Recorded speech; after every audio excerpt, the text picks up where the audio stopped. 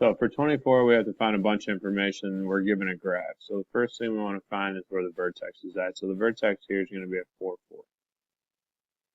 Now, as for the equation in vertex form, a vertex form, remember, is y equals ax minus h squared plus k. So first thing we want to look at is y equals, and then what do we know about a? So a is going to tell us if it opens up or down, and then whether it gets wider or narrower. So this is opening down, which means we need to make it negative. Notice if we go down 1 and over 1, we're at our next points here. So that means that h is going to be 1. So we can or can't write that, it doesn't matter. Okay, and then x minus, and we're subtracting 4 here. So remember, it's always going to look like the opposite. So we have a positive 4, so it's going to look negative in the equation. Don't forget your squared here as well.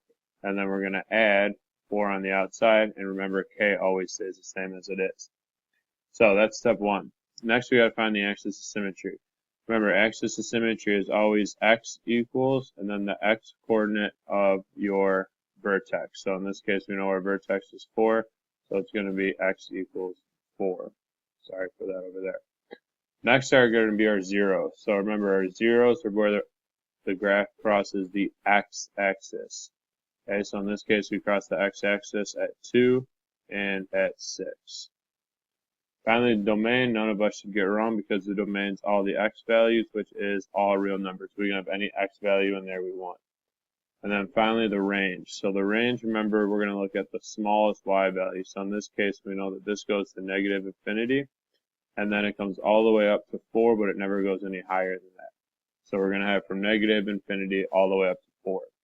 So if we look at the same thing for the next graph, because there's some differences here. So we're going to go y equals. This time we're going to have a be positive because it's moving upwards. Again, if we go up 1 over 1, that's where our points are there.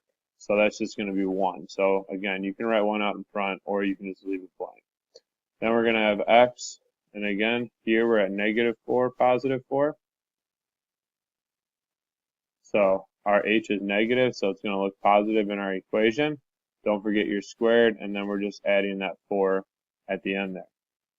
And again, your axis of symmetry. X equals, and it's always the x term of your vertex. So x equals negative 4, not just negative 4. Now, one thing that's tricky here when it asks for the zeros, notice that we don't cross our x-axis here at all. So there's going to be none. Do not write 0, write none. And then finally, domain, it still hasn't changed. It's still all real numbers. So it's not going to change because we can use any x values we want. Now your range is going to change a little bit here because when we look for the lowest y value, we have a minimum here, and that minimum's at 4. But then it goes up to infinity, and it never stops. So we're going to have from 4 to infinity.